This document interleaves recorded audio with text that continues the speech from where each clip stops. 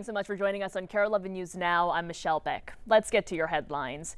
Keep an eye on the skies today. Some warmer air pushing into Minnesota this afternoon, triggering a KARE 11 weather impact alert day.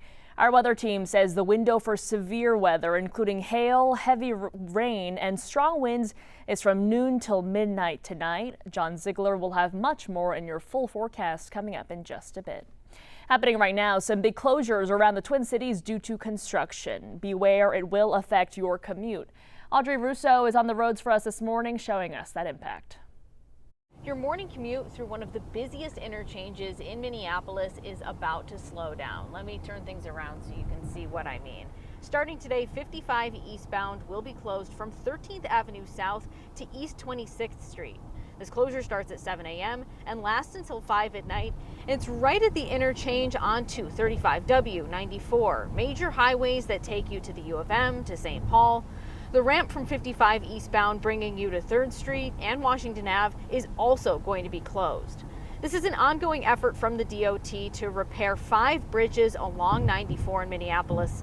There's a lot of ramp closures associated with this project that went into effect earlier in the month. It's all slated to be finished up, all entirely wrapped up by June, and that's according to the DOT website. Back to you. Meanwhile, investigators are trying to figure out what caused a fire that killed 2 people at a home in Jordan, about 35 miles southwest of the Twin Cities. The fire started around 3:30 Wednesday morning. A neighbor telling KARE 11 the fire heavily damaged a bedroom. He tells us the people living in the home are deaf and that they were close. It's like I view her as my grandma, so, it's kind of like there are real connections with me, with them too. So it's kind of just sad, just seeing somebody pass away and a loss, even for the neighbors around here, We know one other person was taken to the hospital. 3 dogs also died in the fire.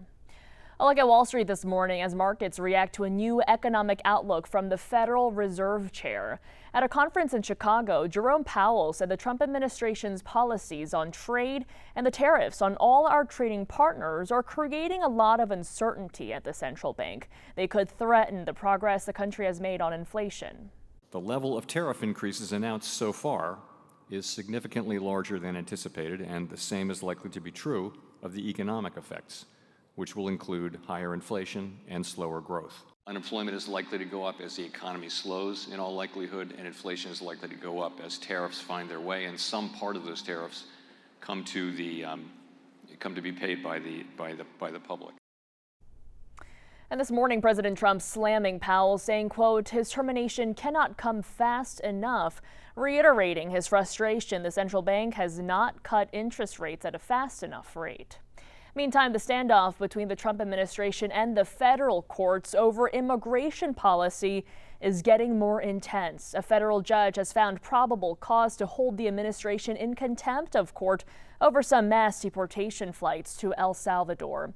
It comes a day just after another judge demanded answers about what the White House is doing to return Kilmar Abrego Garcia to the U.S. A Democratic senator went to El Salvador to ask for Abrego Garcia, who has not been charged with the crime, to be released. And late Wednesday, the White House released a statement or document which shows an informant told police Abrego Garcia was a member of the MS-13 gang, an allegation which his family denies. NBC's Alice Barr reports. Hi there. The federal judge's finding of probable cause to hold the administration in criminal contempt for ignoring his court orders. That's an extraordinary new escalation that the Trump administration is fighting. The clash between the Trump administration and the federal courts reaching a new level, with one federal judge saying he'll start criminal contempt proceedings against the administration for willfully disregarding his order to halt last month's deportation flights to an El Salvador mega prison unless the migrants are given hearings to challenge the allegations against them. Judge James Boasberg writing the Constitution does not tolerate willful disobedience of judicial orders. The White House appealing while providing new information about one of the deported men, Kilmar Abrego Garcia, who Justice Department officials admitted was sent to El Salvador through an administrative error. The Supreme Court ruled the administration must facilitate his return, though the administration argues El Salvador would need to initiate his release. All that would happen is one more step in paperwork, and he would go right back to El Salvador because he is an MS-13 member. The Justice Department released a 2019 document showing Maryland police linked Abrego Garcia to the violent MS-13 gang through what they called a reliable informant. His attorneys have called that testimony questionable, denying any gang affiliation. Abrego Garcia has never been criminally charged. He's been living with his family in Maryland. And one of the state's Democratic senators traveled to El Salvador yesterday and said he asked the country's vice president why he has not been released. And his answer was that essentially the Trump administration is paying the government of El Salvador taxpayer money to keep this person. Senator Van Hollen among those calling for a day in court. Another federal judge signaled she's also weighing holding the administration in contempt for ignoring court orders to return Abrego Garcia. She gave the government 2 weeks to show what steps it's taking. The Trump administration is appealing that judge's order, even though the Supreme Court did rule to facilitate his release. In Washington, I'm Alice Barr. Back to you.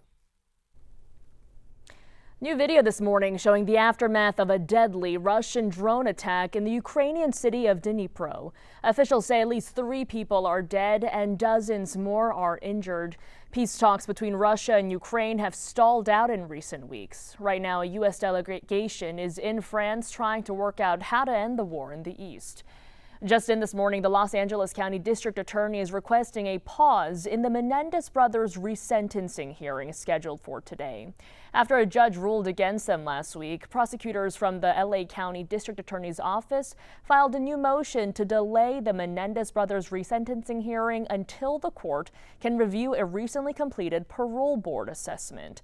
The motion stems from the Menendez brothers' other avenue to freedom, an appeal for clemency from California Governor Newsom. In February, Newsom ordered the state parole board perform a risk assessment of Eric and Lyle Menendez as one of the steps toward clemency.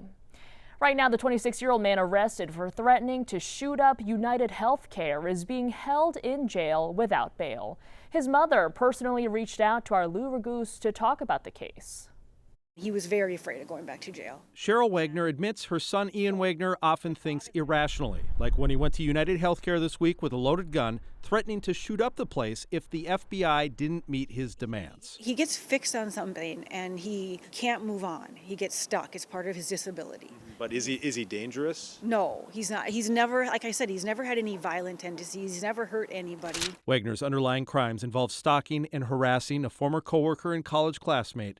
Cheryl says her son is autistic and couldn't read social cues that the man didn't want to be friends. This person started kind of bullying him. He pranked him. Court papers say Wagner reacted by throwing axes in the victim's yard. He created 1,000 YouTube videos fixated on that man and his family and friends. Most recently, Cheryl says he made death threats. He sent a death threat to 2 people that he never meant to follow through on.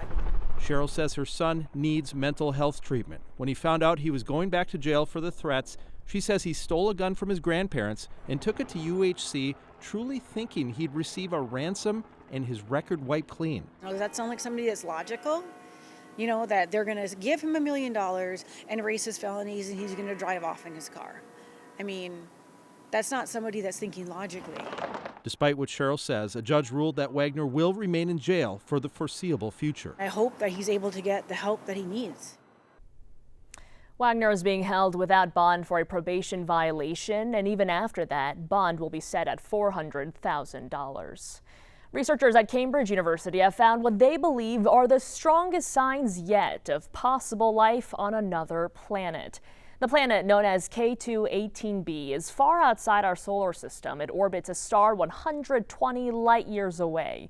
Using the James Webb Space Telescope, scientists detected signs of 2 gases that are emitted by living organisms here on Earth. The study's author cautions they are not saying they have detected life, but they believe it could be signs of a biological process. More research is needed to determine if the planet is habitable. Stick with us, more news and weather coming up after the break.